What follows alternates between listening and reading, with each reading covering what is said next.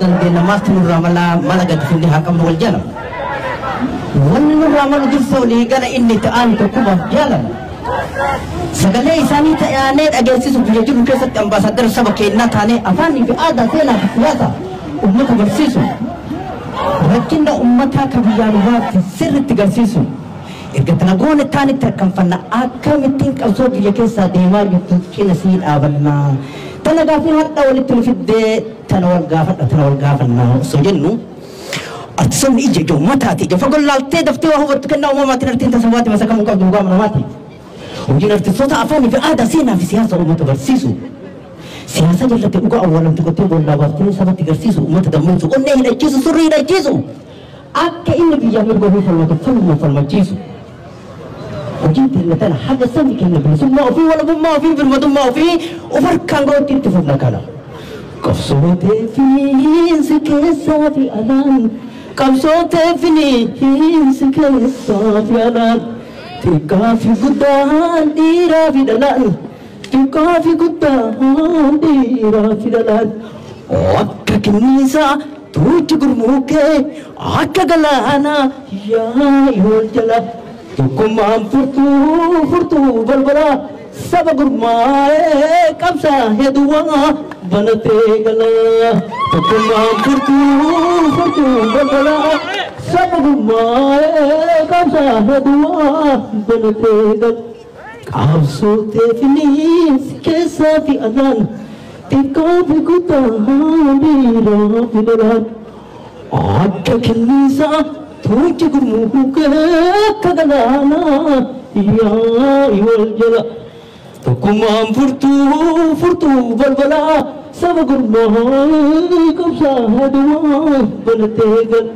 Tokkummaan nu barbaachisa. Tokkummaan meeshaa diina tokko ittiin ofirraa darbani. Tokkummaan meeshaa qabsoo ittiin argatan ittiin eeggatani. Uummanni tokkummaa hin qabne bilisummaa hin qabu.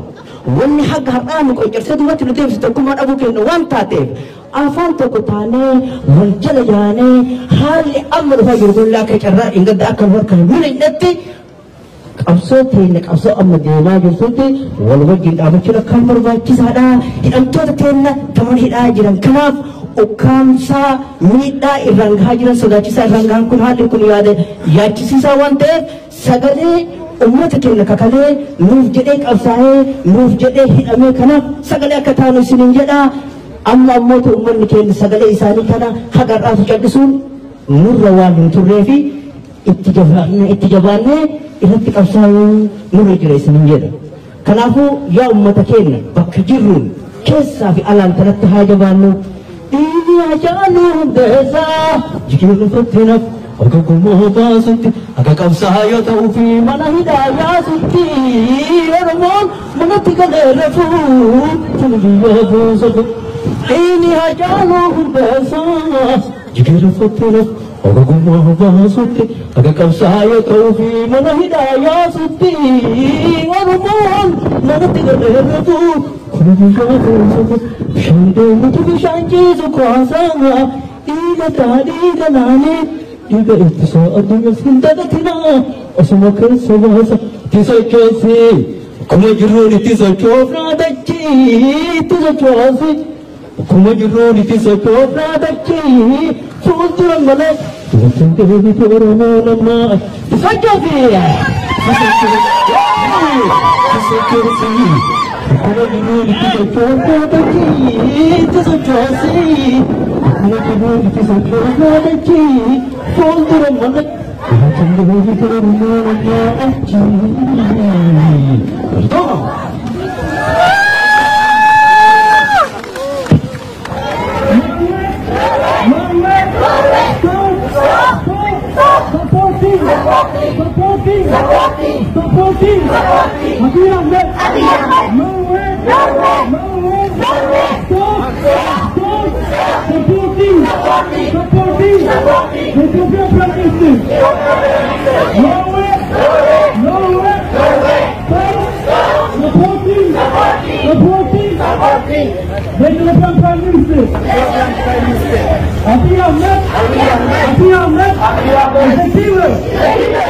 Api Ahmed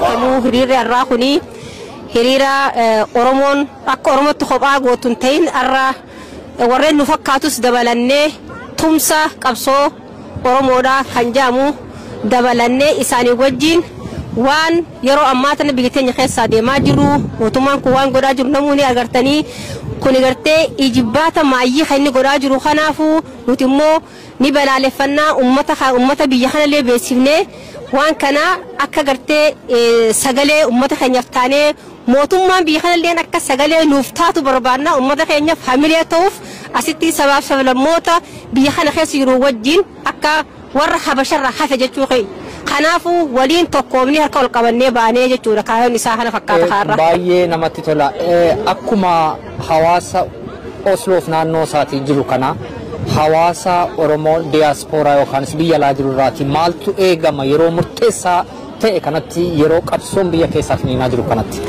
yeroo ammaan tanaa kanatti wanni hawaasa Oromoo diaspora biyya alaa keessa jiru irraa wanni eegamu gartee nuti wal qoqqooduu dhifnee tokkoomnee humna takkaan bifa takkaan qindoominaan gartee gabrummaa tana xumurratti godhuudhaaf jabaannee tokkoomnee wal cinaa dhaabbannee waan waraanni keenya nurraa barbaadu waraanni keenya arraan tana lubbuu qaalii kennaa jira lubbuu tana duris kennaa jira arrammoo dachaa godhee lubbuu isaanii kennaa jiruuf akkasuma nutis qabeenya qabnu sammuu teenyaan humna teenya yaada waan hundaan bira dhaabbannee yoo duraan gartee waan xiqqoo takka goone arra dachaa lama goone waraana keenya bira dhaabbannee waraana keenya humna taanee gabrummaa tana xumurratti godhuu qabnaa waraanni keenya waraanni bilisummaa Oromoo nurraa eeggatu diinagdeedhaan bira dhaabbachuu isaa lubbuu isaanii kennan nuti immoo qabeenya keenya keenya if wareeyne isaa bira dhaabbachuu qabnaan warri biyya alaa jiru hundinuu jiru immoo Oromoonni biyya keessa jirtan qeeroo fi qarreen xiqqaa fi guddaan dhiiraaf dubartiin ka jirtan harka wal qabadhaa xumura kana itti godhuuf hamileen hin muratinaa abdiin muratinaadha jabaadhaa xumura geenye itti godhuu geenye bilisummaan haga libsata ijaatiin nu hafee kanaaf mootummaa barree kana dhabamsiisuudhaaf jabaadhaa tokko tahaa qabsoo teessan fuulduratti takkaafachiisaa finiinsaa hayyoota keenya warra matadhaa jiruuf sagaleetaaf eegumsa godhaaf hirrafinaaf Johar Mohammad Duraanuu ija takka banadhaa rafaa jee irra caalaa amma hirribnuu nuun hin malle rafuu hin qabnu rakkine rooti fin jilbiftinaadha jabaadhaa ni bilisoomna abdii muranu jabaadhaan isin jaa guddaa galatoomee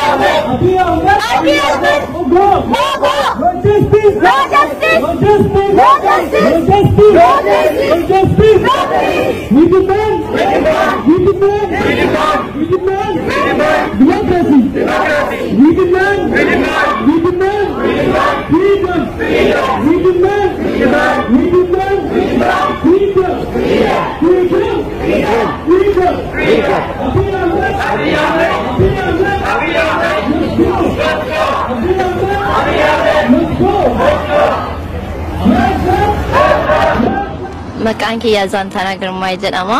Ani kanan dhufee Tigraayirraa warri kiyya Tigraayirraa dhufanii anillee Finfinneetti dhaladheen guddadhe. Ani kanan jiraadhu as Norway Oslo keessatti. har'a hiriira nagaa hawaasni Oromoo Oslo magaalaa Oslootti qopheesse irratti si argee haasaa gochaa turte haasaa afaan Oromoon gochaa turte ammallee na wajjin afaan Oromoon haasofta akkamitti baruu dandeesse? Haati kiyya Oromoo dhiiga Oromoo qabdi. Kanaafuu firootan qaban ture waggaan guddadhu mana keessa Oromiifallee dhagaa ture. Oromiyaa keessattis waggaa tokkoo fi walakkaa kan ta'u jiraadheera Gincii keessa achitti bare. Achitti bartee jechuudha afaan Oromoo baay'ee gaariitti dubbatta. Hiriirri nagaa har'aa hiriirri nagaa asitti ta'e har'aa kuni siif hiika maalii qaba? Kuni hiika guddaa qaba. Akkuma beektutti sabaaf sablammii Itoophiyaa keessa kan jiraannu fedhii tokko qabna. Waan nuun waliin galchisne osoo qabaanneeyyuu waan tokko waan guddaa waan walii galuu qabna. Innis ofii fedhii ofii murteeffachuudha.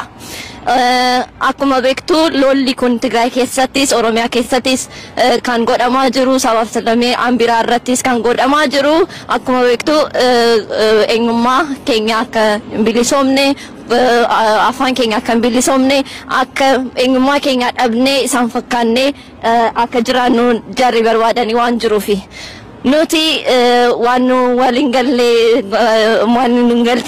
galchisne dhiisneet waan isa guddaa irratti fookas goone akkasitti waan isaaf tokko yeroo tokko dhaabbanne tokkummaan dhaabbanne waggaa falmannu kuni gatii baay'ee qaba jedheen gara. Akkuma kee dhalattoota Tigraayiif aamsatti dabarsitu maali qabsoo kana keessatti gahee isaan qabaachuu qaban akkasumas immoo hariiroo waliigaltee isaan Oromoota wajjin qabaachuu qaban irratti aamsatti dabarsitu maali keessumaa dhalattoota Tigree biyya alaa keessa jiran. Kan isaan gaggeessuu barbaadu akka community Oromiyaa community saba biraallee akka contact godhanii isaan wajjin akka hojjetanii firummaa isaanii akka cimsaniin itti himuun barbaada. ስሜን ዛንታና ግርማ ይባላል። ቤተሰቦቼ የትግራይ ናቸው። ተወልጄ ያደግኩት አዲስ አበባ ነው። እንዲሁም ኦሮሚያ ክልል ውስጥ ኖሬያለሁ። ዛሬ እዚህ የተገኘንበት ሰላማዊ ሰልፍ እንደምታውቀው በመላ ሀገሪቷ በሚባል ደረጃ በተለያዩ ብሔር ብሔረሰቦች ላይ እየደረሰ ያለውን ነገር የምታውቀው ነው። በትግራይ በትልቁ ዘር ማጥፋት ድረስ የሚደርስ ቢኖርም ከዛም ቀደም ብሎ የጀመረ ከ3 ዓመት በፊት የጀመረ በኦሮሚያ ወለጋ ውስጥ ብዙ እንትኖች ስላሉ ያንን ለመቃወምና ያ ነገር የሚያበቃበትን ማረፊያ ቦታ እስኪደርስ ድረስ መታገል ስላለብን በጋራ ቆመን ድምጻችንን ለማሰማት የተገኘ ነው። እስቲ ልክ እንዳንቺው በውጭ ሀገር ለሚገኙት የትግራይ ተወላጆች ይሄን በኦሮሞና በትግራይ ተወላጆች መካከል ስላለው ህብረት የምታስተላልፊው መልእክት አለ? ከዚህ የሚገኝ ምን ጥቅም አለ? ማስተላልፈው መልእክት አብሮ መስራቱ የሚሰጠን ጥቅም አንደኛ ጎላችን አንድ አይነት ስለሆነ መንገዳችን አንድ አይነት ስለሆነ ሁለታችንም ራስን በራስ የማስተዳደርና የራስን እድል በራስ የመወሰን ፍላጎት ስላለ ለዛም ስለሆነ እየታገልን ያለ ነው። አንድ አይነት መንገድ እየሄድን ስለሆነ አንድ ላይ መሄዱ ብዙ ነገሮችን ያቀላልና ዊን ዊን ነው ትግላችን። አብሮ በመታገል ድልን ማቀላጠፍ ይቻላልና አብረው እንዲሰሩና ፈልጋለሁኝ እንዲቀራረቡ እንደዚህ አይነት ተቃውሞ ሰልፎችንም ከዚህም በተለለ ደግሞ ሌሎች ኮንፈረንሶችንም በማዘጋጀት በመግባባት ምናምን አብረው ለመስራትና ጓደኝነቱን ወይንም ጥምረቱን በደንብ አጠናክረው እንዲቀጥሉ ፈልጋለሁ።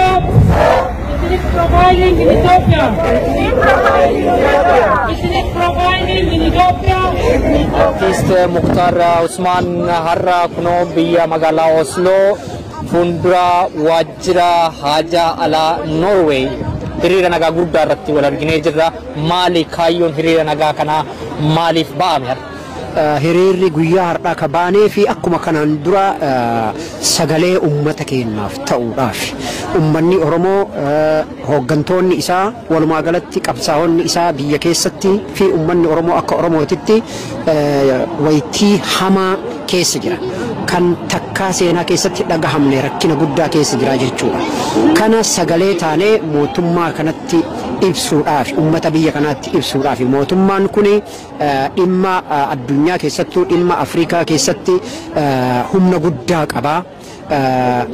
guddaa qabaa gargaarsa guddaa kenna waan sabni keenya keessa jiru hin beekanii daran immoo ummata keenyaaf harka caalaa rakkina saba keenyaa ibsinee tokkummaadhaan harka wal qabannee qabsoo ummanni keenya geggeessaa jiru bira dhaabbachuuf isin waliin jirra jechuuf sagalee ta'uuf kanaaf baanee jechuudha hiriirri har'aa. Kuni baay'ee namatti tola gaa amma yeroo ammaa kana qabsoon biyya keessaa haalaan finiinee jira.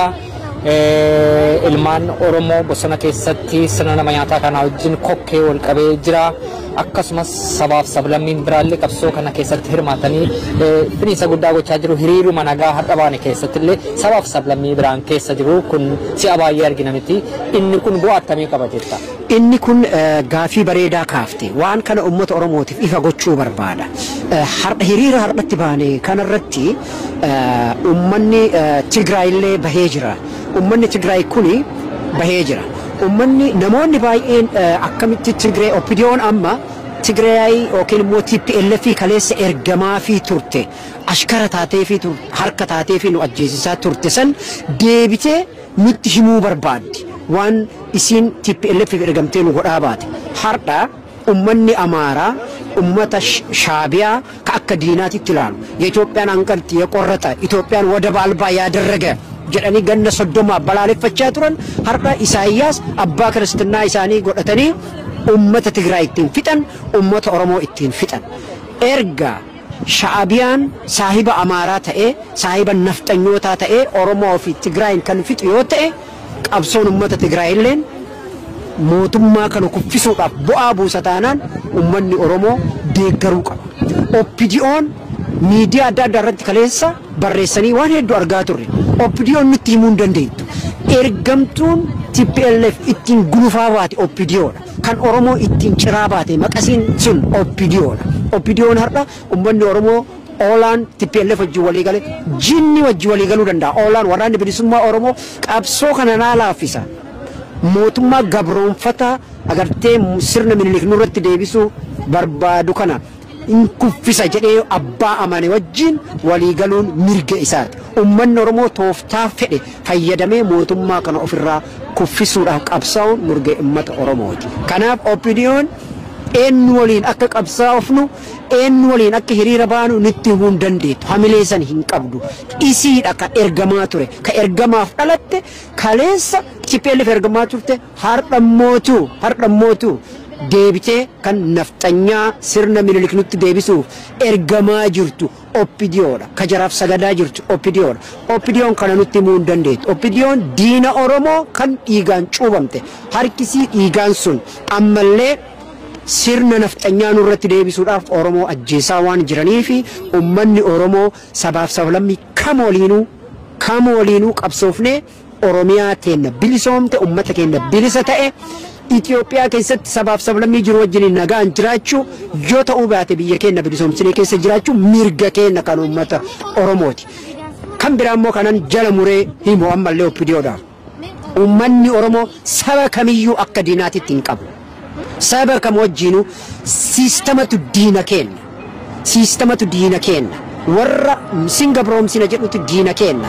Ammallee Oromoon ummanni Tigraay ta'e ummanni Amaaraa ta'e ummanni Walaayittaa ummanni Benishangul akka sabaatitti diinummaa walirraa hin qabnu gaabrummaa sirratti fi afaan kiyya dubbadhu aadaa kiyyaan jiraadhu maqaa kiyyaan awwaadhu warra nuun jedhu san falmina malee akka sabaatitti qabsoon kenna haqa kennaaf mirga kennaaf malee haqa nama tokkoyyuu dhiibuuf miti wanni sabaaf sablammii waliin asitti baane kuni sirriidha jedheen amanaa galatu.